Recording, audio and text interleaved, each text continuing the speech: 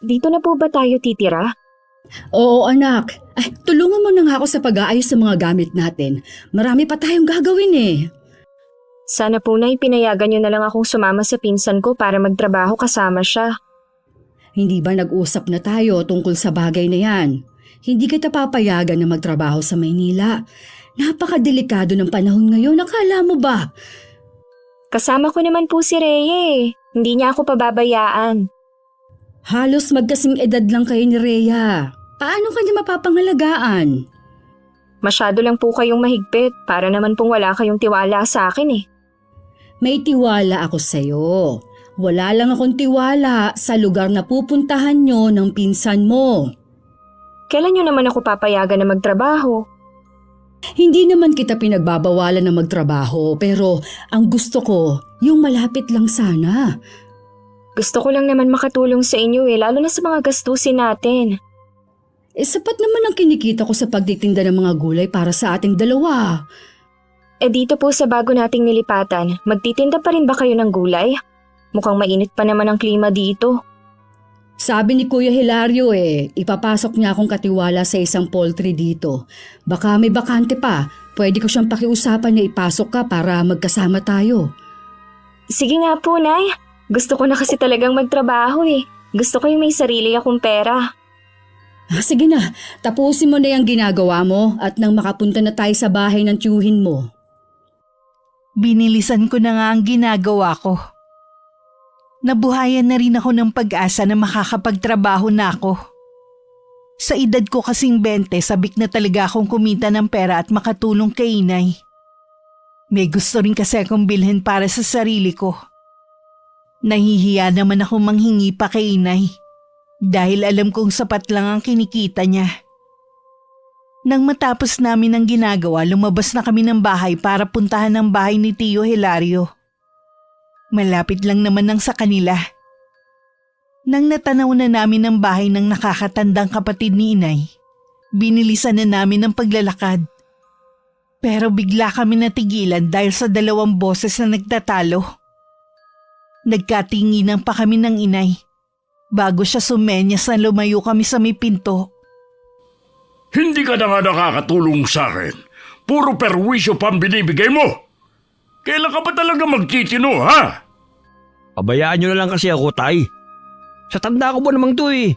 Kung pagsalitaan nyo ako, para pa rin akong teenager. Yun na nga eh. 30 ka na pero hanggang ngayon wala ka pa rin inaatupag kundi ang pakikipagbarkada mo. Ano naman po masama sa pakikipagbarkada? Kayo nga sa edad nyong yan may mga kaibigan pa kayo. Ako pa kaya? Mabuti sana kung ang mga barkada mo mabuting impluensya sa'yo, kaso hindi! Tay, tigilan nyo na nga ako. Hindi ba kayo nahiya sa mga kapitbahay natin? Daig nyo pa ang inay kung makaputak eh. Walang hiya ka talaga! Hindi mo na ako ginalang! Kung makipag-usap ka sa akin, para lang akong kaedad mo! Yan naman ang tingin nyo sa akin kahit noon pa eh. Pinakawalang hiya nyong anak. Bakit? Totoo naman ah! Oh, saan ka naman pupunta?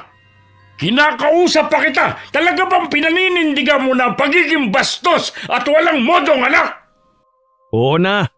Hindi naman magbabago pa ang tingin nyo sa akin kahit ano pang gawin ko eh. Gago ka pala eh! Wala ka naman talagang ginagawang mabuti! Paano magbabago ang tingin ko sa'yo? Kaya nga alis na lang ako dito. Tapos ano? Pagbalik mo, may dala ka na naman bagong problema? Brandon! Bumalik ka rito! Madilim na madilim ang anyo ng pinsan ko nang dumaan sa harapan namin. Nakakatakot din ang ibinigay niyang tingin sa amin. Bigla na lang ako napatungo. Lumapit naman ang inay sa may pinto kung saan nakatayo si Tio Hilario. Bahagya pang nagulat ang kapatid ni inay nang makita kami. Tinanaw niya muna ang papalayong anak bago niya ibinaling ang atensyon sa amin. Ay, pasensya ka na Kuya Hilario kung wrong timing ang pagpunta namin ha. Huwag niyong pansinin ang inabutan niyo. Masasanay rin kayo sa aming mag-ama. Mukhang matindi ang pinag-awayan niyo ng anak mo. Ganun ba talagang sumagot si Brandon? Oh, Wala talagang preno ang bibig ng lalaking yun. Nasan nga pala ang asawa mong si Ate Edna? At yung mga anak nyo? May ilang buwan na rin na nasa anak namin si Edna na nakatira sa kabilang barangay. Doon ko muna pinatuloy mula nang atakihin sa puso ng dahil kay Brandon. Yung damuhulang na yun ang wala pang asawa sa 5 kong anak. Mukhang wala rin magkakamaling magkagusto sa kanya kung ganon ang pag-uugali. Kawawa lang ang babae sa kanya. Mabuti pang tumandang binata na lang siya. Pero malay mo kuya, baka magbagong anak mo kapag nakapag-asawa. Malabo yung mangyari. Sagad hanggang buto ang pagkasutil ng lalaking yun. Sa bagay, ikaw ang mas higit na nakakakilala sa kanya. Sa buong pag-uusap ni na Inay at Tio Hilario, nakikinig lang ako sa kanila. Hindi ko rin maiwasang maawa sa tiyuhin ko. Sa pagkakatanda ko parang 65 pa lang siya. Pero mukha na siyang mas matanda sa tunay niyang edad. Marahil nga dahil sa sobrang konsumido sa anak niya. Lihim na lang ako napapailing. Pag-uwi sa bahay, napag-usapan pa rin namin ng inay si Kuya Brandon. May mga anak po pala kasing sutil si Kuya Brandon, no, Nay? Oo naman, hindi mawawala sa mga anak na si Sibol na masamang damo. Masamang damo po talaga, ha? Bakit ka natatawa? Totoo naman. Hindi ko po maiwasan na maawa kay Chong kanina. Kahit kay Tia Edna, kahit na hindi ko pa po siya nakakaharap. Biruin niyo, mismong anak pa yata nilang papatay sa kanila. Minsan kasi nasa pagpapalaki rin o di kaya nasa dugo na talaga.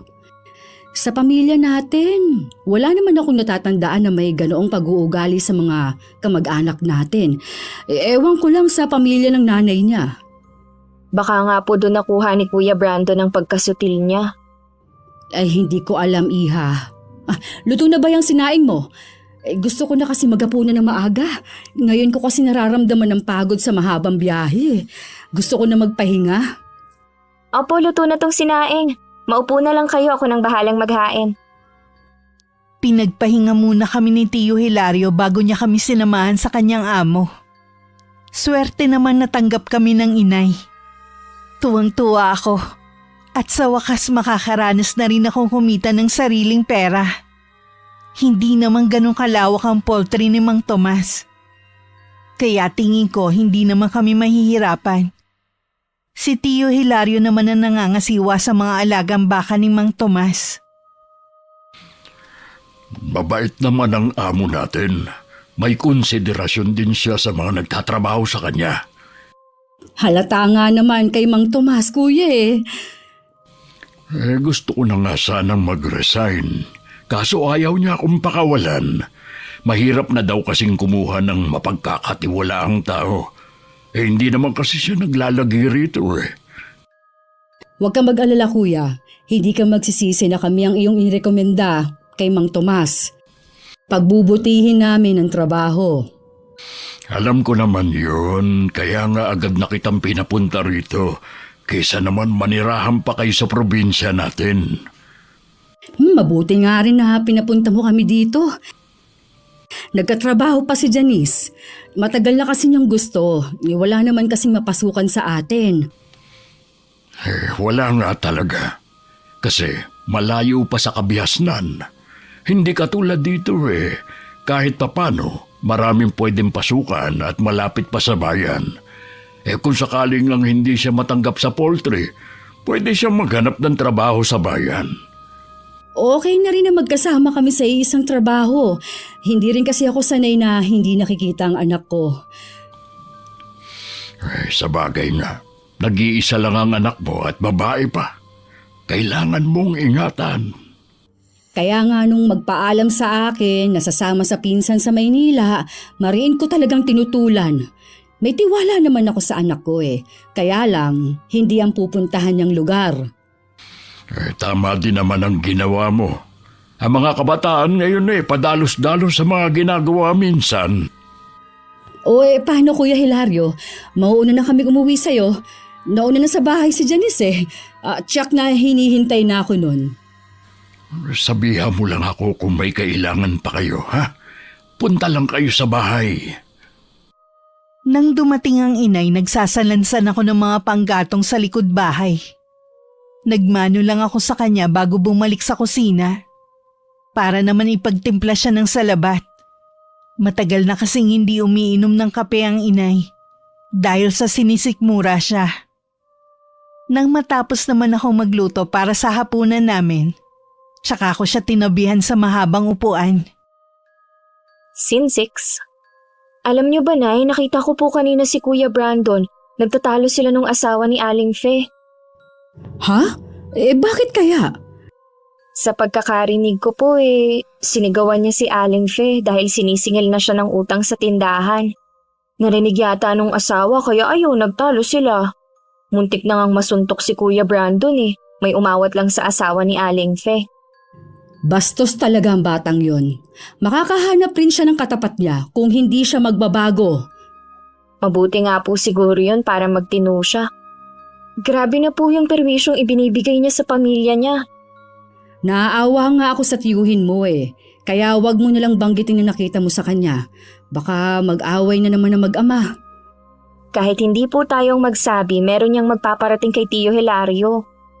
Ay sa bagay nga, kahit papaano, hindi sa atin ang galing. Oo nga po. Gusto niyo na po bang kumain? Mamaya na lang. Kunin mo muna yung langis ko. Papahiran ko lang muna itong binti ko. Ay, kanina pa kasi nangingimay eh. Araw ng linggo. Naisip ng inay na mamalengke sa talipapa na malapit sa amin. Dinamihan na niya ang pagluluto ng ulam para mabigyan na rin si Tio Hilario. Ako na lang ang nagdala sa bahay ng tiyuhin ko. Pagdating doon, nagtaka ako kung bakit saradong-sarado ang buong bahay.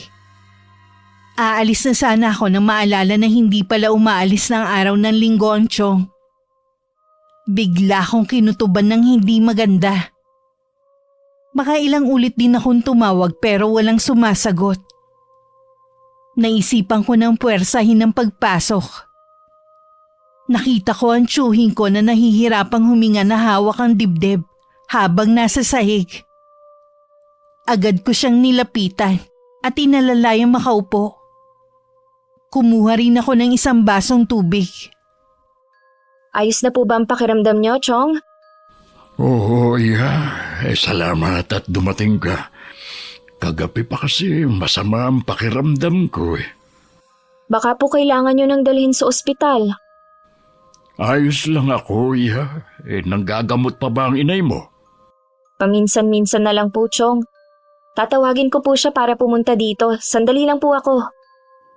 Hindi na kailangan, nandito na ako. Nay! Buti dumating kayo. Nagtaka na kasi kung bakit hanggang ngayon hindi ka pa rin umuuwi. Kinutuban ako na baka may masamang nangyari.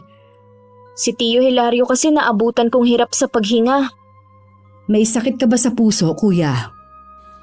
Wala akong sakit sa puso. Ay, kagabi pa kasi masama ang pakiramdam ko eh. Pupuntahan ko sana kayo kanina sa inyo. Balak kong magpatingin sa iyo. Kaya nga lang talagang hindi na ako nakaalis pa ng bahay. Sige. Susuriin kong lagay mo. Nasaan nga pala si Brandon? Ewan ko sa lalaking yun kung nasaan na namang lupalop naroroon.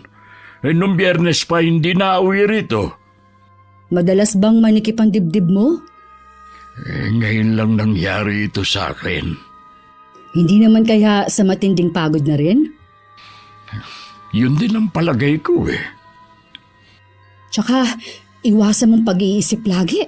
At saka yung magalit.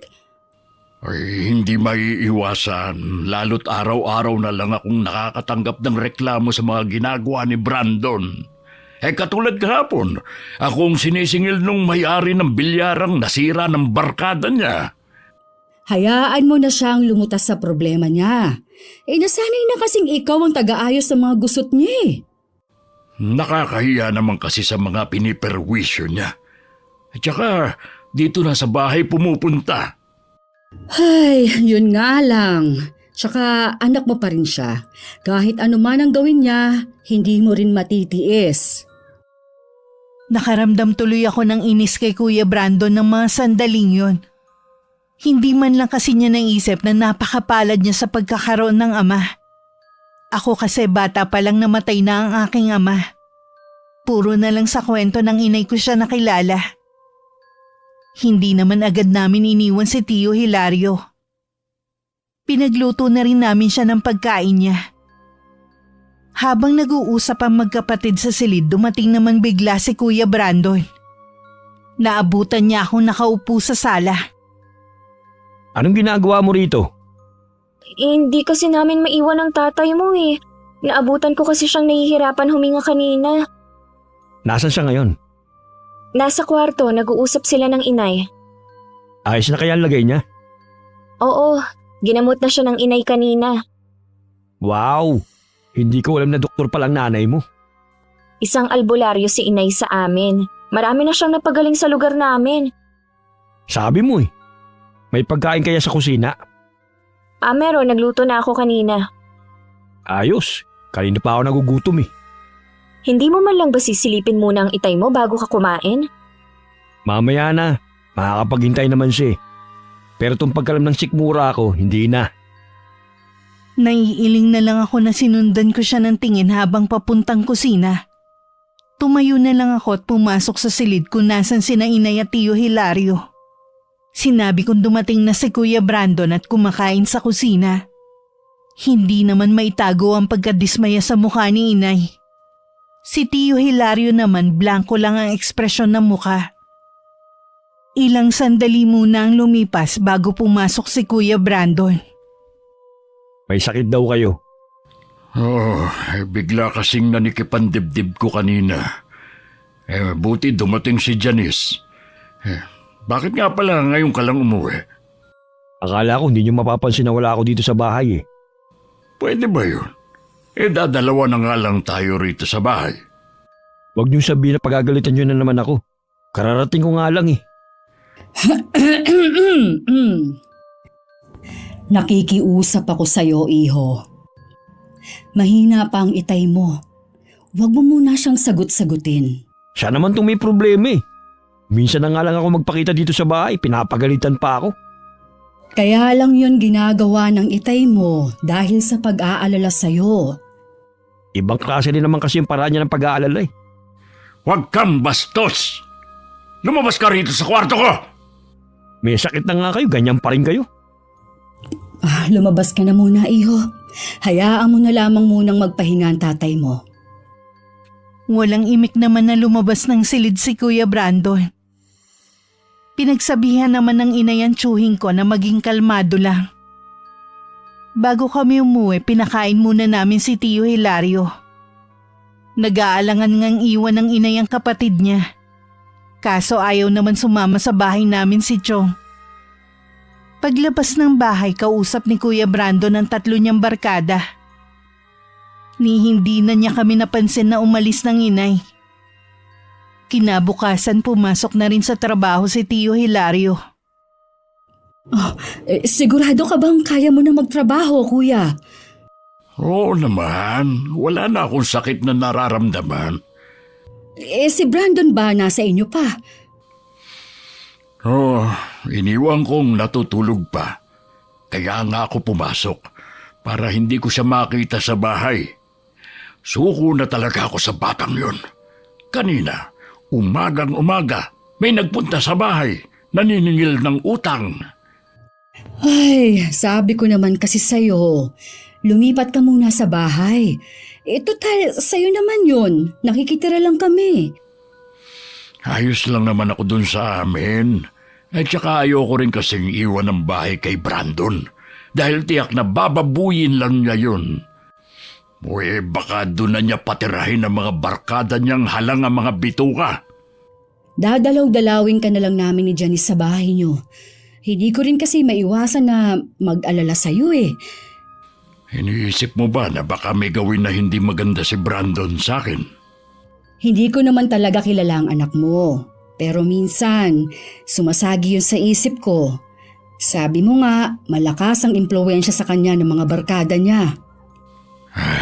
Sa totoo lang, yun din ang iniisip ng mga anak ko at ni Edna. Kung susunod naman ako sa kanya, paano ang mga gamot niya? Kailangan ko pa rin talagang magtrabaho.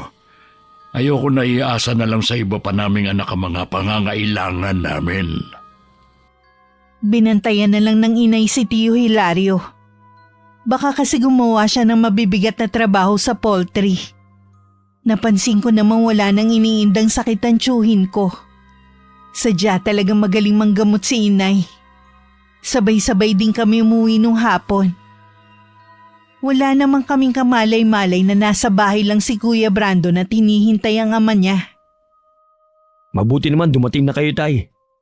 Bakit narito ka pa? Hinihintay ko po kayo eh. May kailangan po ako sa inyo. Kung pera ang kailangan mo, wala. Wala akong pera dito. Naibigay ko na sa nanay mo ang sahod ko para pambili niya ng gamot. Kahit magkano lang po. Kailangan ko lang talaga eh.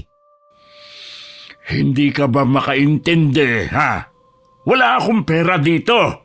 Ang damot nyo naman? Tarantado ka pala eh. Kung nagtatrabaho ka ba naman, di sana may sarili kang pera. Ano pong magagawa ko? Wala kang gustong tumanggap sa akin. Dahil nga sa ugali mong yan. Naturingang may ama ka. Hindi naman maaasahan. Ano hindi maasahan? Ako lahat ang nagbabayad ng mga utang mo. Ako ang umaareglo sa mga gulong kinasasangkutan mo. Tapos sasabihin mo, hindi mo ako maasahan? Tama na po. Ang dami nyo pang sinasabi. Pera lang naman ang hinihingi ko. Bastos ka talagang lalaki ka. Lumayas ka rito sa pamamahay ko. Wala ka talaga silbi. Oo na, aalis na. Napahinga na lang ng malalim si Tio Hilario sa matinding galit sa anak niya. Hinawakan pa niya ang dibdib at bahagya yung hinagod-hagod. Nakakaramdam na naman kasi siya ng paninikip ng dibdib. Kinabukasan sa poultry, inabutan na namin si Tio Hilario na naglilinis ng kulungan ng mga manok. Binati lang namin siya ng inay at nagumpisa na rin kami magtrabaho. Samantala ng mga oras na yun, nasasangkot na naman si Kuya Brandon sa gulo. Kasalukuyan siyang nasa barangay hall kasama ang mga barkada niya. Dinampot sila ng mga barangay tanod dahil hindi sila mapigil sa panggugulo sa talipapa. Pinababayaran din sa kanilang grupo ang mga nasira nila. Pinasundo naman si Tio Hilario ng kapitan para kausapin. Si Chong na lang ang humarap at nakiusap sa mga tindera at tindero ng talipapa. Nabigyan ng palugit ang anak para mabayaran sila. Talaga bang hindi ka na magbabago, ha? Hindi ko naman sinabing mangialam kayo sa akin eh. Paano hindi ako mangingialam? Pinatawag na ako ni Kapitan. Di sa kanya kayo magalit, wag sa akin. Bakit wala kayong kaimik-imik ng barkada mo kanina? Lahat kayo parang mga maamong tupa na nakatungo lang. Huwag niyong bayaran ng mga nasira ko kung ayaw niyo. Talagang hindi ko babayaran. Sa tingin mo, may pagkukuhanan ako, ha? Nasaid na lahat ng ipong ko nang dahil sa'yo. Kahit kailan naman talaga, wala kayong kwentang ama sa akin eh. Mabuti pa sa mga kapatid ko. Ibang trato mo sa kanila. Pagkatapos ng lahat ng sakripisyo ko sa'yo, ako pa palang walang kwentang ama sa'yo?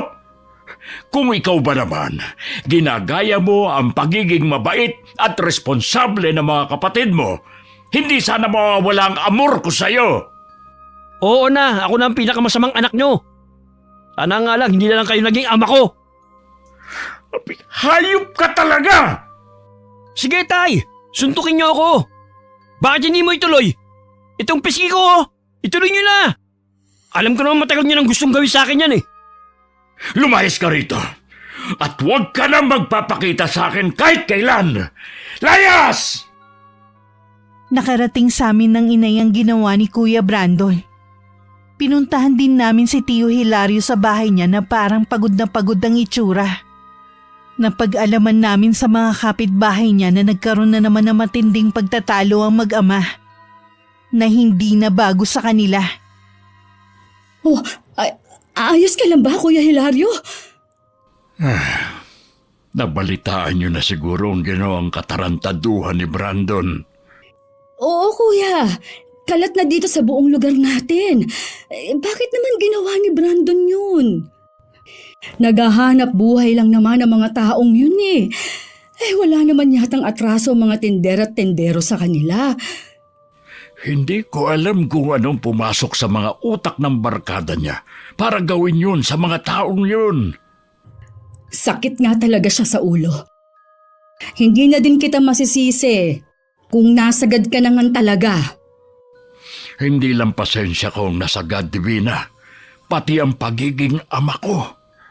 Parang gusto ko na siyang itakwil. Patawarin ako ng Diyos sa pag-iisip ng ganitong bagay. Tao lang ako na nakakapag-isip ng hindi tama. Naiintindihan naman kita, Kuya. Nasaan na ba si Brando ngayon? Pinalayas ko na. Kapag bumalik ulit siya, palalayasin ko ulit. Huminahon ka muna, Kuya. Hayaan mo munang lumamig ang sitwasyon. Mula noon, hindi na talaga maganda ang ugali ng batang yun. Lagi siyang inirereklamo ng magulang ng mga kaklase niya. Halos linggo-linggo na lang kung pumunta sa eskwelahan ng nanay niya. Akala ko'y magbabago siya kapag tumanda na. Ayun pala, lalong lalala. Wala na akong masabi, Kuya, sa anak mo. Kapag kailangan mo ng tulong, nandito lang kami ni Janice. Gusto kong murahin si Kuya Brandon sa isip ko dahil sa mga pinaggagawa niya. Awang-awa naman ako sa ama niya na hindi na napigilan ng pagluha. Nang mga sumunod na araw, saksi kami nung pinuntahan ng mga naperwisyo ni Kuya Brandon ang tiyuhin ko. Siya ang sinisingil ng mga tindera at tindero ng talipapa sa mga nasirang gamit at paninda. Samantalang si Kuya Brandon ng mga sandaling yun, abala naman sa pakikipag-inuman sa mga kabarkada. Nang pauwi na, biglang sumulpot sa harapan niya si Neil, ang tindero ng isda sa talipapa. Kumusta ka na, pare? Ayos lang. Anong kailangan mo sa akin? Nakalimutan mo na ba? May utang kang dapat bayaran. Sinira mo ang paninda ko sa talipapa. Alam mong inutang ko lang ang pampuhunan ko doon. Hanggang ngayon, hindi pa rin ako nakakabayad sa taong inutangan ko. Wala akong babayad sa'yo. Kaya tumabig ka dyan sa daraanan ko. Ang lakas ng loob mo at ng mga kaibigan mo na manira ng kabuhayan ng ibang tao. Wala ka naman palang pambayad. Nakikilala mo ba kung sino ako, ha? Oo naman. Sakit ka ng ulo ng pamilya mo at ng mga taga rito. Alam mo naman pala kung sino ako eh. Dapat matakot ka sa pwede kong gawin sa'yo. Hindi naman ako nandito para maghanap ng gulo. Gusto lang kitang singilin. Wala akong ipambabayad sa'yo. Kaya umuwi ka na. Wala kang pambayad sa akin pero araw-araw kang umiinom. Kahit ubusin ko pa ang lahat ng alak sa mga tindahan dito, wala kang pakialam. Hindi kita titigilan hanggat hindi mo ko nababayaran. Sinabi ng... Hoy! Bumalik ka rito! Hindi pa ako tapos! Buisit. Mayabang din ang isang yun. Dahil lang naman dito sa amin. Dahil sa nangyari sa talipapa, tuluyan na yung pinasara. Kaya mahirap tuluyang bumili ng ulam. Kung sa bayan kami pupunta, mapapamahal naman kami sa pamasahe. Mabuti na lang naisipan ni Neil na maglako na lang ng isda sa mga bahay-bahay. Yun nga lang, madalas isang klase lang ng isda ang nilalako niya. Yan lang ba ang isdang inilalako mo, iho? Opo, ito lang po eh. Gustuhin ko man po na maglako ng ilang klase ng isda. Kapos naman po ako sa puhunan. Nay, si Kuya Neil po yung nagtitinda sa may talipapa. Isa po siya sa mga naperwisyo ni Kuya Brando nung magwala sila doon. Ah, ganun ba? Pasensya ka na, iho, hindi ko alam. Pamangkin ko si Brandon. Magkapatid kami ng ama niya. Naubos po kasi ang puhunan ko. Hindi pa nga ako nakakabayad sa taong inutangan ko.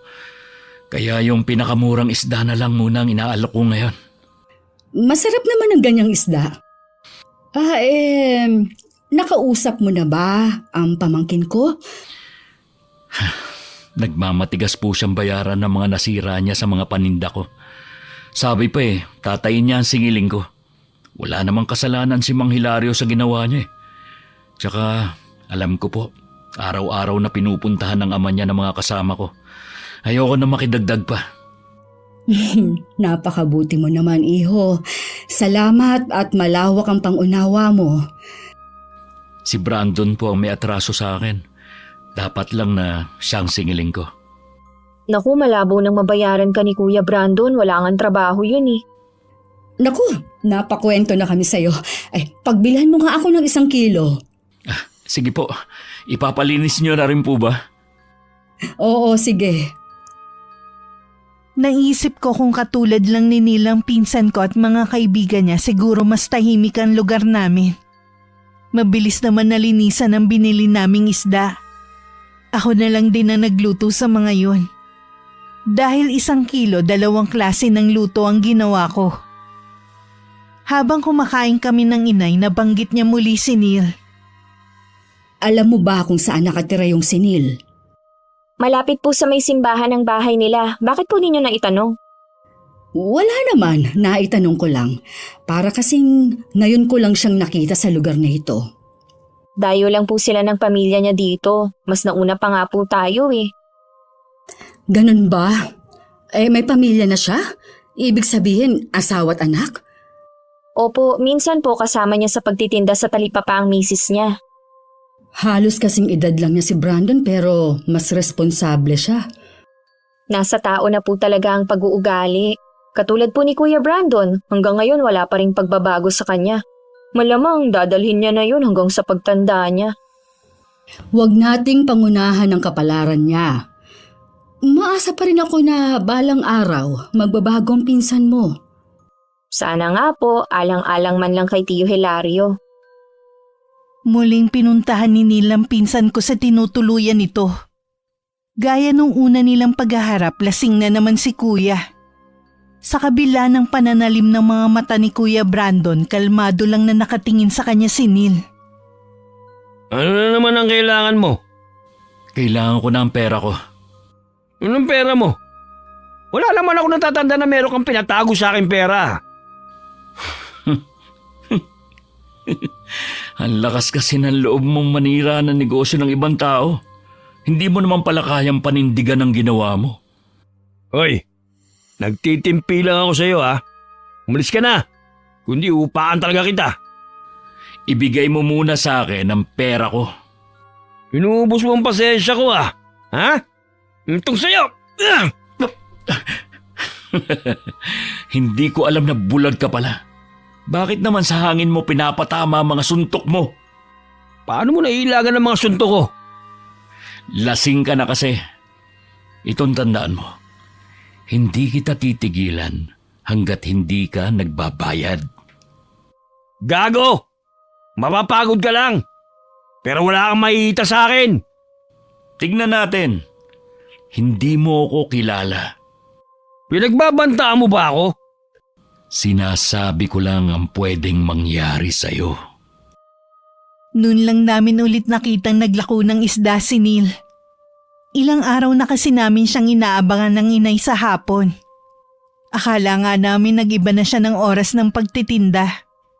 Kaya nang makita ko siyang paparating, inabangan ko na siya sa may gilid ng kalsada. Bakit ngayon lang yata kita nakitang naglako ng isda? Nagkasakit kasi mag-ina ko. Kaya wala akong magawa kundi tumigil muna. Kawawa naman, sabay pa sila. Oo nga eh.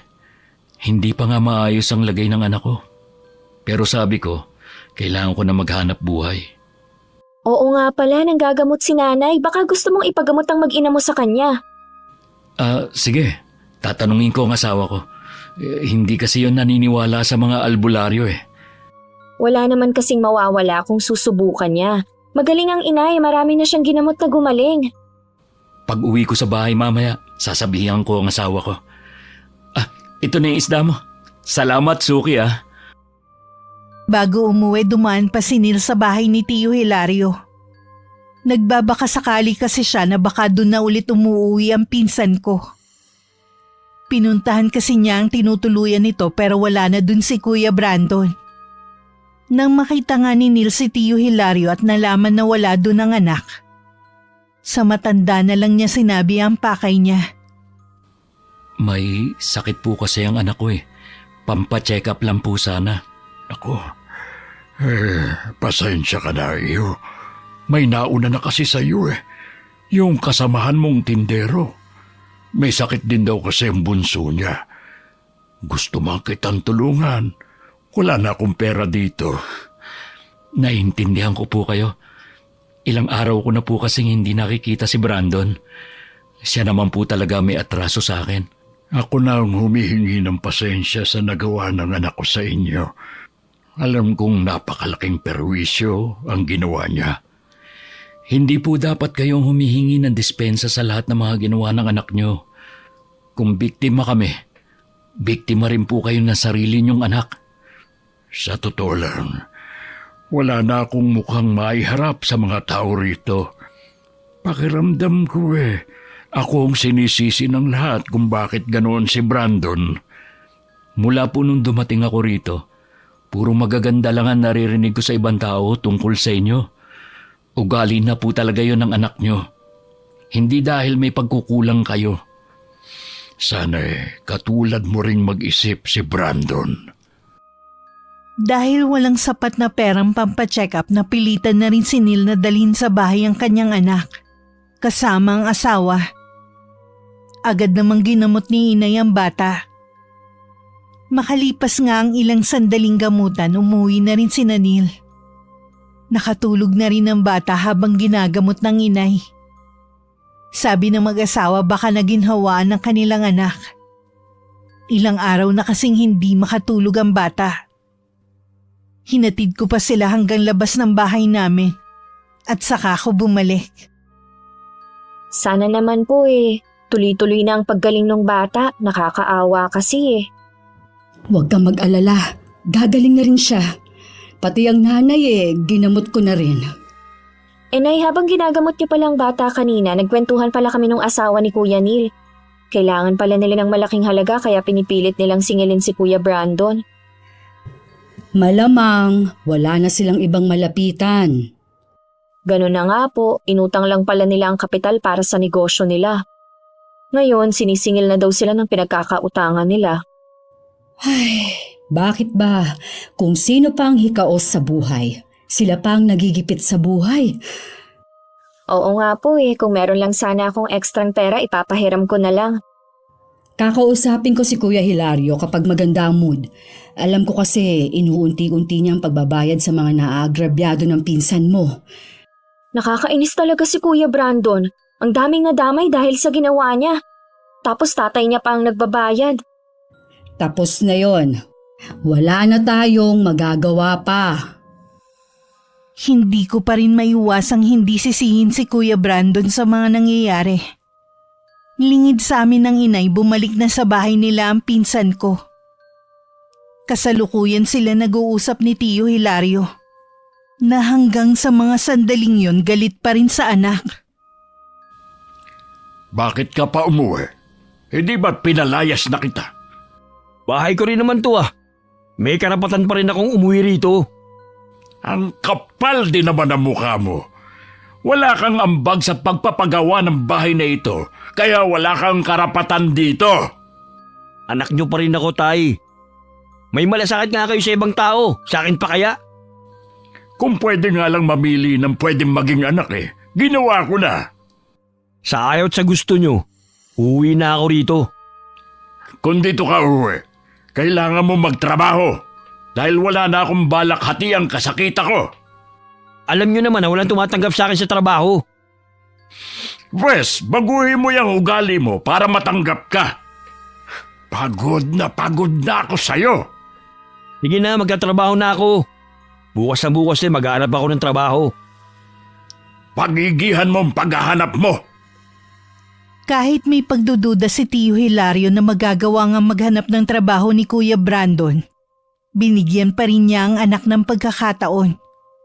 Kinabukasan sa poultry na banggit ni Tio Hilario na bumalik na nga ang pinsan ko sa kanila. Imbis na matuwa, mas nag-alala pa ako sa pwedeng gawin ng pinsan ko sa tiyuhin ko. Oh, saan daw siya naglagi? Hindi na ako nagtanong pa. Alam niyo po, Chong, sana hindi niyo na siya tinanggap sa bahay niyo. Puro problema lang naman ibinibigay niya sa inyo eh. Janice, huwag mong sabihin yan. Anak pa rin ni Kuya si Brandon. Tama naman ang sinabi mo, Iya. Kaya lang wala siyang mapupuntahan. Pero binigyan ko siya ng kondisyon na kailangan niyang magtrabaho.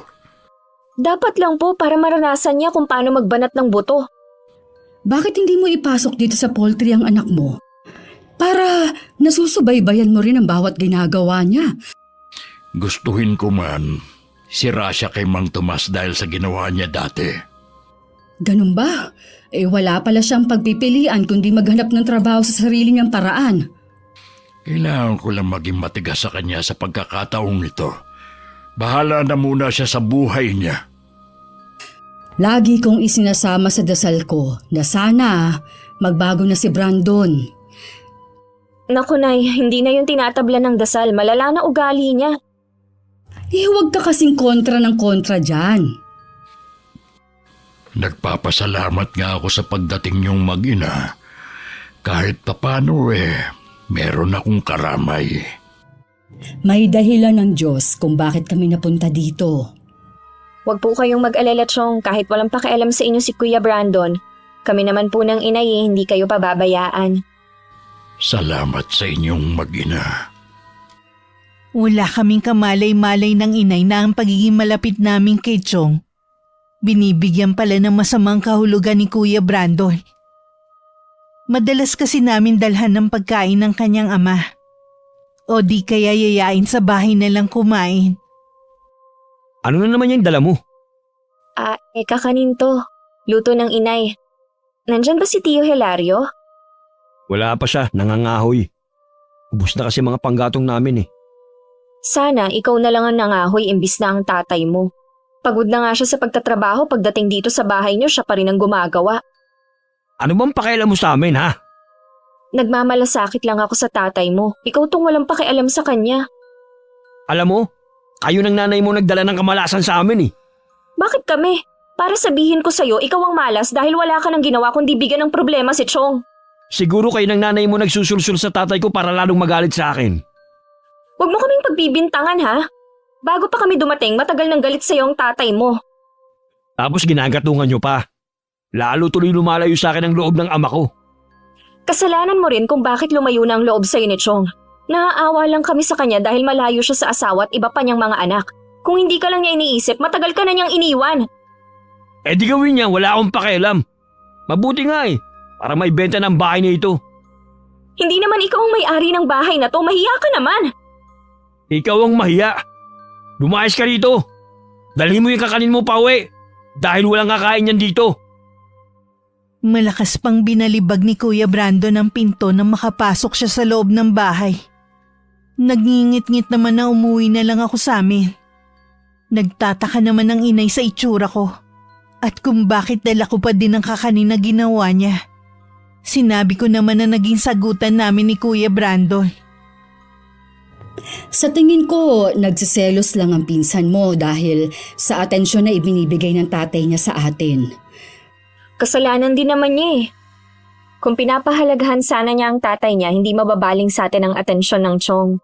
Ang mabuti pa, iwasan na muna natin ang pagpunta sa bahay ni Kuya. Bigyan natin sila ng pagkakataon na magkasarilinan. Baka nga kalabisan na rin ang presensya natin sa kanila. Paano po kung puntahan tayo dito ni Chong? Okay lang yon. Ang importante hindi muna tayo magpapakita sa bahay nila. Sa bagay nga, ayoko naman na makadagdag pa tayo sa alalahanin ni Tio Hilario. Alam ko naman na malawak ang pangunawa mo kahit bata ka pa. Ikaw na lang ang bahalang umunawa sa pinsan mo. Nang mga sandali ring yun, nagtatalo ang mag-ama. Dahil sinumbong ng isang kapitbahay ang ginawa sa akin ni Kuya Brandon. Hindi ko kasi alam na may nakakita sa pagtatalo namin ng pinsan ko. Ang taong yun may matindi ring galit kay kuya. Kaya naman kapag may pagkakataon na makakita ng butas, sinusumbong niya agad kay Chong ang mga ginagawa ng pinsan ko. Nakapagsumbong na kagad pala sa inyo yung babaeng yun. Walang sinasabi ang pinsan mo sa akin. Kita mo ngang kararating ko lang halos dito sa bahay eh. Sino pala nagsabi sa inyo? Alam ko na. Ang isa sa mga tsismosang kapitbahay natin. Mga sipsip din talaga eh. Mabuti nga at sinabi sa akin. Ikaw, Brandon, ang mag-ina na nga lang ang kamag-anak natin, tinataboy mo pa. Dahil nga sa'yo, kaya tayo iniiwasan ng mga kamag-anak ng nanay mo. Wala akong pakialam sa kanila. Hindi naman sila maaasahan sa oras ng kagipitan eh. Kasi nga, pasaway ka. Paano kanila tutulungan sa oras ng kagipitan? Ultimo sila, piniperwisyo mo. Ito yung gusto ng mag-ina eh. Yung nagtatalo tayo lagi. Noon pa man, lagi na tayong magkagalit. Kaya huwag kang maghanap ng masisisi mo. Makaalis na nga dito sa bahay na ito. Bad trip talaga. Saan ka na naman pupunta? Kung sinusunod mo sana ang sinasabi ko sa iyo na maghanap ka ng trabaho, di sana may pakinabang ka. Ano nga ang gagawin ko kung walang tumatanggap sa akin? Dito ka lang kasi naghahanap sa atin. Alam mo naman na kilala na ang reputasyon mo dito. Sana sa ibang lugar ka maghanap ng trabaho. Huwag kayong mag-alala. Maghahanap talaga ako sa ibang lugar ng trabaho. Hindi nyo na ako makikita pa dito kahit na kailan. Naiiling na lang si Tio Hilario habang sinusundan ng papalayong tingin ng anak. Hindi akalain ng tiyuhin ko na tototohanin ni Kuya Brandon ang sinabi niya. Ilang araw na kasi siyang hindi umuuwi.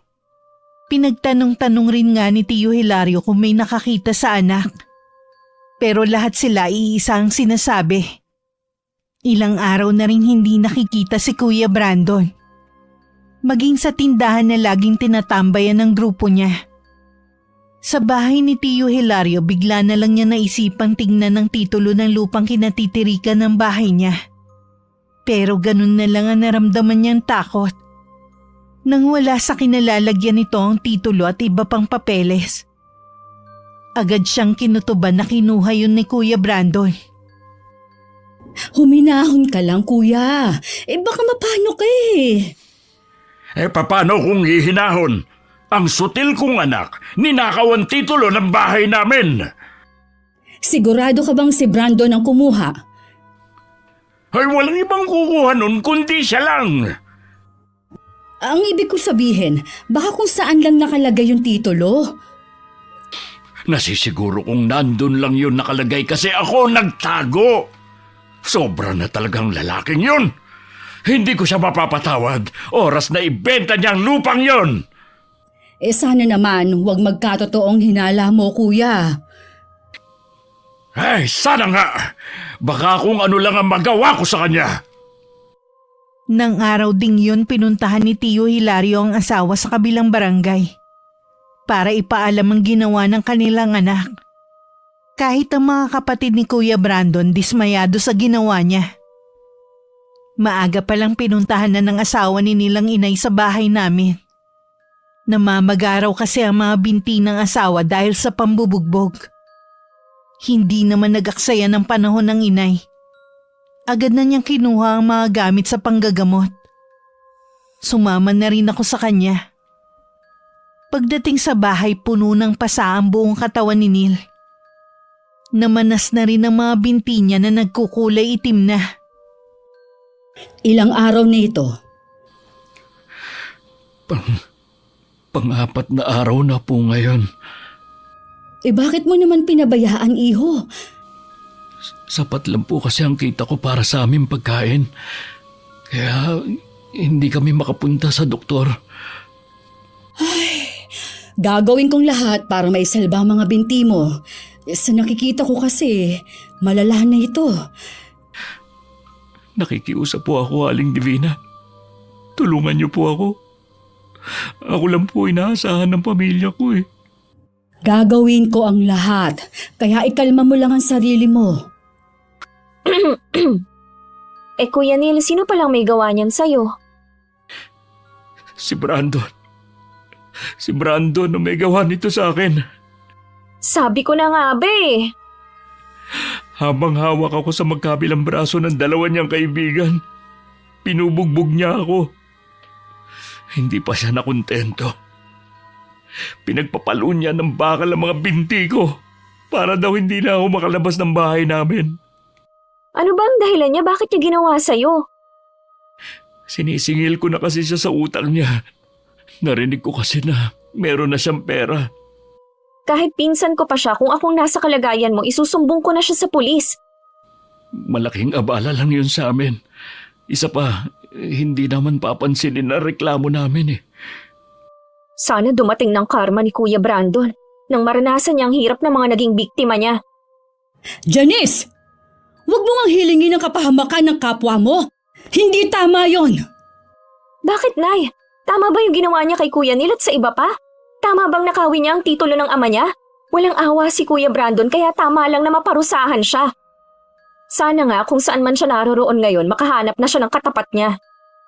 Naiintindihan ko naman ang punto mo. Pero huwag mo namang sabihin ang bagay na yan. Hayaan mo na ang Diyos ang magparusa sa mga nagawa niyang kasalanan. Itinikom ko na lang ang bibig ko kahit parang sasabog na sa bigat ang dibdib ko. Ayoko kasi magtalo pa kami ng inay sa harapan ng ibang tao. Nang sulyapan ko si Neil, namimilipit siya sa sakit habang ginagamot siya ng inay. Ang asawa naman niya hindi mapigilan na mapaiyak. Pagkatapos gamutin ng inay ang mga binti ni Neil, nakaramdam naman siya ng ginhawa. Ilang beses pa nung bumalik ang inay para gamutin siya hanggang tuluyan siyang gumaling. Nakauwi na rin si Tio Hilario galing sa bahay ng anak. Hindi pa namin binabanggit ng inay sa kanya ang ginawa ni Kuya Brandon. Araw ng linggo habang nagsasampay ako ng mga damit na nilabhan ko, biglang dumating si Tio Hilario. Halata sa kanya ang bigat ng problema. Agad ko naman siyang pinapasok sa loob ng bahay. Mabuhay din kasi ang tayo niya. Tinawag ko na rin ang inay na nasa kusina. Galing sa bahay kanina yung taong pinagbentahan ng lupa at bahay ni Brandon. Ha? Ang bilis naman niya naibenta. Sa murang halaga lang niya binenta dahil sa pagmamadaling magkapera. Anong sabi nung bago may-ari? Kailangan ko nang umalis sa bahay na yun sa 1 linggo. Iniregalo daw niya kasi sa anak na bagong kasal lang ang bahay na yun. Ay, ano ba itong ginawa mo, Brandon? Hindi pa alam ng asawa ko at mga anak. Hindi ko alam kung paano sasabihin sa kanila ang kauna-unahang naipundar ko. Tuluyan nang nawala sa amin. Kung hindi mo pa kayang umuwi sa mga anak mo, dito ka muna sa bahay na ito. Kung tutuusin ikaw pa rin naman ang nagmamay-ari ng bahay na ito. Hindi ko pa naman naibibigay sa iyo ang kabuuang bayad. Kapirasong lupa lang ito kumpara sa bahay at lupa namin. Maraming alaala din ang bahay na yun dahil doon nagsilaki mga anak namin. Hindi ganun kadali na isuko ko yun. Alam ko naman yun. Ang ibig ko lang naman sabihin, pwede naman naming isauli ito sa'yo. Kaysa wala nang matira sa inyo. Bakit? Bakit nangyayari ito sa akin? Maaaring mahirap maunawaan ngayon ang pangyayaring ito, pero magtiwala ka na merong dahilan ng Diyos kung bakit nangyayari ito sa'yo. Hindi na napigilan pa ni Tio Hilario na mapaiyak sa sama ng loob. Awang-awa naman ako na tahimik lang sa isang tabi. Hindi ko rin mailarawan ang matinding galit na nararamdaman ko sa pinsan ko ng mga sandaling yun. Makalipas ang ilang araw, lumipat na sa bahay namin si Tio Hilario. Kaya lang hindi siya makausap ng maayos. Lagi lang siyang tulala at tila malalim ang iniisip. Dumating naman si Neil na may dalang isdang nilalako. Masigla na ulit siya at hindi na iniinda ang sakit ng binte. Bahagya pa siyang nagulat nang makita si Tio Hilario sa bahay namin. Ngayon lang kita ulit nakitang naglako ng isda. 2 linggo po kasi akong nasa bahay lang. Si Aling Divina po pala. Nasa poultry pa sila mag-ina. Mamayang tanghali pa ang uwi nila. Ah, ganun po ba? Iwan ko na lang po ang isda dito. Pasasalamat ko po kasi siya po ang nagpagaling sa akin. Bakit? Ano ba ang naging sakit mo? Wala naman po ako naging sakit. Namaga po yung mga binti ko dahil sa pambubugbog sa akin. Ha? Sino naman ang gumawa nun sa'yo? Ang anak niyo pong si Brandon. Ha? Si Brandon na naman. Narinig ko po kasi na meron na siyang pera kaya sinisingil ko na siya. Kaya alam po binugbog niya ako. Ay, ako na ang humihingi ng kapatawaran sa ginawa ng anak ko sa iyo, ha? Pasensya na po kayo, Mang Hilario. Pero hindi ko po mapapatawad ang ginawa ng anak niyo. Naiintindihan kita, iyo. Huwag ka mag-alala. Hindi naman ako galit sa sinabi mo. Sige po. Aalis na po ako. Kailangan ko po kasing maubos tong tinitinda kong isda.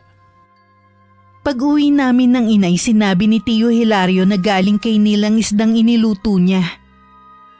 Nagkatinginan naman kami ng inay. May palagay kasi kami na alam na ng tiyuhin ko ang ginawa ng anak kay Neil. Hindi nga kami nagkamali nang banggitin yun ng tiyuhin ko. Bakit hindi niyo sinabi sa akin ang ginawa ni Brandon kay Neil? Ayaw na naming dagdagan pa ang mga alalahanin mo. Tsaka gumaling na rin naman si Neil eh. Suko na kami mag-asawa sa anak namin ngayon. Mula ngayon, wala na akong pakialam sa kanya. Kung may mabalitaan man kayo sa kanya, huwag niyo na lang sabihin sa akin. Kuya, talaga bang wala nang puwang sa puso mo ang pagpapatawad sa anak mo? Wala na, Divina. Sabi ko nga sa'yo, naubos na ako dahil sa kanya. Naiintindihan kita, kuya. Pero umaasa pa rin ako na balang araw, magkakaayos pa kayong mag-ama. Hayaan na lang natin si Chong, panahon na lang sigurong magpapahilom sa galit niya. Hindi ko lang kasi maiwasan na mag-alala. Katulad ngayon, tulala na naman siya habang nakatanaw sa bintana. Kahit gaano pa po katatag ang isang tao, mauubusan din ng lakas. Hindi biro ang pinagdaanan ni Chong, lalo't may sakit pa ang asawa niya. Basta, iparamdam lang natin sa kanya na nandito lang tayo sa tabi niya. Opo, Nay, maaasahan niyo ako sa bagay na yan. Habang naghihirap ang kalooban ni Tio Hilario, nagpapakasaya naman si Kuya Brandon sa ibang lugar. Habang nilulustay niya ang perang pinagbentahan ng lupa ng ama. Nang tingnan niya ang kanyang pera, naggulat pa siya. Dahil iilang lilibuhin na lang ang natira. Ito na lang palang natitira sa pera ko. Hindi na ito magkakasa sa susunod na linggo. Kailangan makagawa ko ng paraan kung paano magkapera. Habang iniisip ni Kuya Brandon kung paano siya magkakapera na naman, nagpaplano na rin si Neil ng gagawin niyang paghihiganti sa pinsan ko. Kahit tutol ang kanyang asawa sa plano niya, itinuloy pa rin niya yun. Masyado na rin binalot ng galit ang kanyang puso. Gagamitin niya ang natutunan niya sa kanyang ama tungkol sa pambabarang. Hindi niya akalain na balang araw magagamit niya yun. Ipararanas ko rin sa iyo ang lahat ng hirap at sakit na naramdaman ko. Lintik lang ang walang ganti.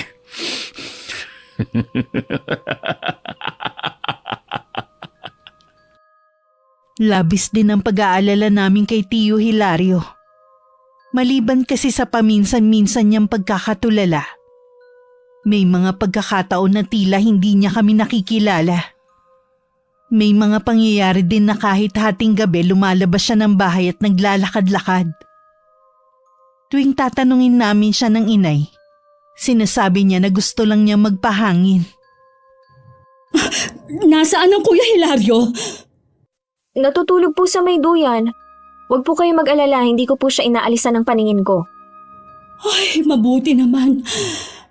Lagi na lang ako nag-aalala kay Kuya tuwing wala ako dito sa bahay. Ano kayang nangyayari kay Chong? Ay, hindi ko rin alam, Iha. Baka nakakaranas siya ng depresyon dahil sa mga pangyayari. Walang dapat sisihin sa nangyayari sa kanya kundi si Kuya Brandon. Nasaan na kayang walang kwenta niyang anak? Hanggat may pera siya, hindi yun magpapakita. Sana lang wag na siyang magpakita dahil oras na makita ko siya, makakatikim siya sa akin ng masasakit na salita. Kahit ako, nakakaramdam na rin ng galit sa lalaking yun tuwing nakikita ko si Kuya Hilario sa ganitong kalagayan. Wala po ba kayong planong sabihin sa mga anak ni Chong ang nangyayari sa ama nila? Bala kong pumunta sa 1 linggo sa kanila. Bantayan mo muna ang tiyuhin mo habang wala ako, ha? Habang lumilipas ang mga araw, napansin naming parang palala ng palala ang nangyayari kay Chong. May mga pagkakataon na rin kasi na para siyang nag-iisip bata. Minsan kasi pinaglalaruan na niya ang pagkain niya sa plato. Kuya, hindi tamang pinaglalaruan ng pagkain sa kamay. Lalayuan tayo ng grasya niyan. Pasensya ka na, Divina. Oo nga pala, papagalitan tayo ng itay. Ayaw nga pala nun na nag-aaksaya ng pagkain. Sabi niya mahalaga ang bawat butil. Naaalala mo pa pala mga pangaral sa atin ng itay noon. Oo naman, hindi ko na uulitin na maglaro ng kanin. Sa labas na lang ako maglalaro. Bakit tumayo ka na kaagad? Tapos ka na bang kumain? Maglalaro muna ako sa labas, ha? Edi sige, huwag kang lalayo. Hindi naman talaga siya maglalaro na parang bata, kundi titingin lang sa malayo at mag-iisip na naman. Inay, awang-awa na po ako kay Chong. Ay, alam ko naman. Kahit ako, araw-araw nadudurog ang puso ko sa nakikita kong kalagayan ni Kuya Hilario. Maagang umalis ang inay. Kami lang ni Tio Hilario ang nasa bahay ng mga oras na yon. Tahimik lang naman ang tiyuhin ko habang nasa duyan. Mabuti na lang nabawasan na yung paglalakad-lakad niya nang hindi namin nalalaman. Delikado naman kasi yon. At baka masagasaan pa siya sa kalsada. Naghihintay na lang ako ng oras para sa tanghalian namin nang biglang sumulpot si Kuya Brandon. Hindi ko agad siya nakilala dahil sobrang payat niya. Blanko naman ang ekspresyon ng tiyuhin ko habang nakatingin sa kanya. Anong ginagawa mo dito? May nakapagsabi kasi sa akin na nandito raw ang itay. Saan pa kaya pupunta ang itay mo pagkatapos mong ibenta ang bahay niyo na hindi niya alam? Akala ko kasi umuwi siya sa mga kapatid ko eh. Ngayong alam mo na, pwede ka nang umalis. Teka lang naman. Kakausapin ko pa nga ang itay eh. Chong, gusto niyo po bang kausapin ang anak niyo? Kita mo? Umiiling siya. Ibig sabihin, ayaw kanyang kausapin. Tay, alam ko na galit kayo sa ginawa ko. Patawarin niyo na po ako. Bilib din naman ako sa kakapalan ng mukha mo, no? Pagkatapos sa mga ginawa mo, may gana ka pa talagang magpakita dito. Pwede bang itiko mo muna ang bibig mo? Kinakausap po pang itay eh. Sabat ka naman ng sabat. Umalis ka na rito! Hindi ka namin kailangan sa pamamahay na ito! Tay, ipinagtatabuyan niyo na ako. Kaya umalis ka na! Hayaan niyo po muna ako magpaliwanag. Sinabi nang umalis ka na! Hindi ko kailangan marinig ang paliwanag mo! Sige po, aalis na ako. Pero babalik ako rito. Nang makaalis si Kuya Brandon, isinara ko ang pinto. Baka kasi bigla na naman siyang sumulpot sa bahay. Nang sulyapan ko si Tio Hilario, parang baliwala naman sa kanya ang biglang pagdating ng anak. Nang dumating ang inay, agad ko yun sinabi sa kanya. Hindi rin siya makapaniwalang pupunta sa amin ng pinsan ko. Malamang, naubos na ang pera niya kaya nagpakita na siya. Yun din po ang naiisip ko. Anong sabi ni Kuya Hilario? Mukhang hindi niya nakikilala ang anak niya. Pinagtabuyan nga niya eh. Baka nga pala sa 1 linggo pa nila masusundo ang Tio Hilario mo. Maghahanap pa kasi sila ng mag-aalaga sa mag-asawa. Lahat pala kasi ng anak ng tiyo mo may mga trabaho. Ibig pong sabihin pala maigi ang mga buhay nila doon. Oo, tatay lang daw kasi nila ang mapilit na magtrabaho pa at para magkaroon ng ambag sa pambili ng gamot ng asawa. At tingin daw nila kaya hindi umuuwi sa kanila ang ama dahil nga kay Brandon. Ang dami pala talagang sakripisyo ni Chong tapos ito lang ang igaganti ng visit niyang anak. Inay, ano pong reaksyon nila sa nangyayari sa itay nila? Ipapa-check up daw nila para malaman pero tingin daw nila depresyon din. Kahit sino po siguro magkakaroon ng depresyon kay Kuya Brandon. Oo nga, sana huwag na muna siyang magpakita kay kuya. Baka kasi lumala lang ang kalagayan ng ama niya. Balak pa nga pong bumalik dito Ako na lang ang kakausap sa kanya kapag bumalik. Lumipas pa ang 1 linggo bago muling bumalik si Kuya Brandon. Kung payat siya nung una kong nakita, mas lalong bumagsak ang katawan niya ngayon. Kita na kasi ang mga buto niya sa leeg at nanlalalim din ang mga mata na parang hindi na natutulog sa gabi. Tila hindi rin siya naliligo ng ilang araw dahil madumi na ang suot na damit at pantalon. Tahimik lang akong naupo sa tabi ni Tio Hilario at si Inay naman ang humarap sa kanya. Chang, gusto ko sana makausap ang itay. Sa akin mo na lang sabihin ang gusto mong iparating sa kanya. Hindi kasi maganda ang lagay ng ama mo ngayon. May sakit po bang itay? Wala naman. Kaya lang tingin ko ay nakakaranas siya ng depresyon dahil sa sunod-sunod na problemang kinakaharap niya. Ganun po ba? Dito na po ba siya titira? Pansamantala, habang hindi pa siya kinukuha ng mga kapatid mo. Kasi po, kung nasa ng itay, dapat nandun din ako. Ano? Gusto mo tumira dito sa amin? Huwag ka munang sumabat, Iha. Hayaan mo muna kaming mag-usap. Sige po, Nay. Pasensya na. Iho, saan ka ba naglagay ng mga panahong may pera ka? Bakit hindi mo ginamit yung pinagbentahan ng bahay sa maayos? Mabilis lang po kasi ang pera Tsaka, hindi naman po malaki ang perang nakuha ko. Dahil doon, sobrang nag-isip ang tatay mo. Masyado niyang dinibdib ang bagay na yon. Lagi lang siyang tulala at malayo ang tingin. Pasensya na po. Hindi ko naman gusto mangyari yun sa kanya Pasensya ka na rin, Iho.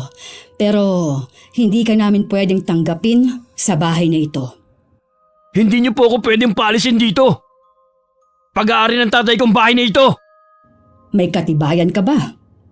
Ha? Wala. Pero hindi ko kailangan patunayan. Alam mong pag-aari ito ng aking ama. Pues, hanggat wala kang naipapakitang katibayan, hindi ka pwedeng tumira dito. Tay, magsalita naman kayo. Huwag lang kayong tumunganga dyan. Sabi ko na sa'yo, hindi magandang lagay ng itay mo dahil na rin yun sa'yo. Tay, kausapin niyo naman ako. Ipagtanggol niyo ako. Wala akong ibang pupuntahan. Kailangan ko kayo, Tay. Ano ba? Wag mo nga siyang hawakan. Huwag kang mangialam dito, ha? Brandon, kapag hindi ka umalis, tatawag ako ng mga kalalakihan para kaladkarin ka palabas ng bahay namin. Kayo talagang mag-ina mara sa buhay ko. Mula nang dumating kayo, lumayo na ang loob sa akin ng itay ko. Mawala na sana kayong mag-ina habang buhay. Kasing bulok talaga ng pagkatao mo yung lumalabas sa bibig mo. Oras na karmahin ka. Kahit kailan, wag na wag kang lalapit sa amin para humingi ng tulong. May mga kapitbahay kami na tinawag ng inay para palabasin sa bahay namin si Kuya Brandon. Sa mga nangyari parang wala lang naman kay Tio Hilario. Nakatingin lang siya habang inilalayo ng 3 kalalakihan ng anak niya. Akala namin ng inay palilipasin muna ni Kuya Brandon ng ilang araw bago bumalik. Baka ng mga panahon na yun nasundo na si Tio Hilario ng mga anak. Ngunit kinabukasan din bumalik ulit siya.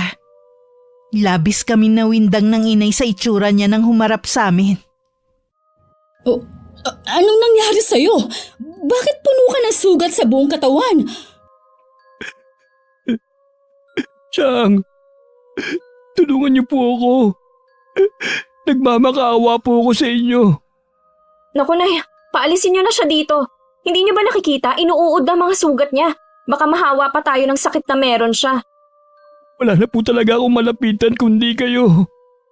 Umalis ka dito sa pamamahay namin. Nakakadiri ka, buhay ka pa, naaagnas na yung katawang lupa mo. Janice! Hayaan mo na lang akong makipag-usap sa kanya. Kapag tinanggap niyo siya dito, aalis ako.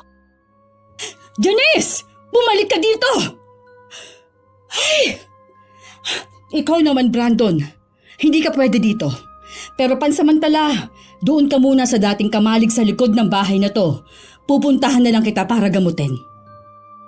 Hinatid pa ng inay si Kuya Brandon sa lumang kamalig. Dinalhan din ng inay ng banigang pinsan ko at pinakain din bago iniwan. Hindi naman ako makapaniwala sa ginawang yun ng inay.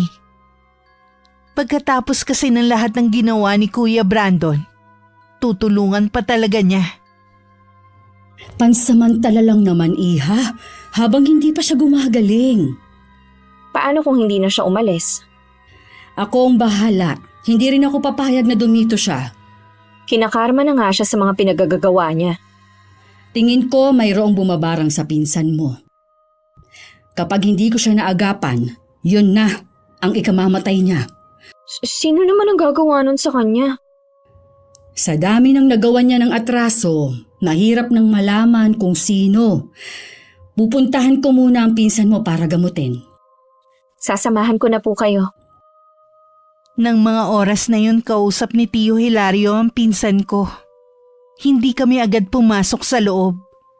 Nakinig muna kami ng inay sa pag-uusap ng mag-ama. Bukas kasi ng umaga susunduin na ang tiyuhin ko ng isa sa mga anak niya. Marahil gusto lang niya makausap ang anak bago umalis. Patawarin niyo po ako tayo sa mga nagawa kong kasalanan sa inyo. Noon pa kita pinatawad, anak. Ang gusto ko lang, ayusin mo ang sarili mong buhay. Gaya ng sinasabi ko sa iyo noon.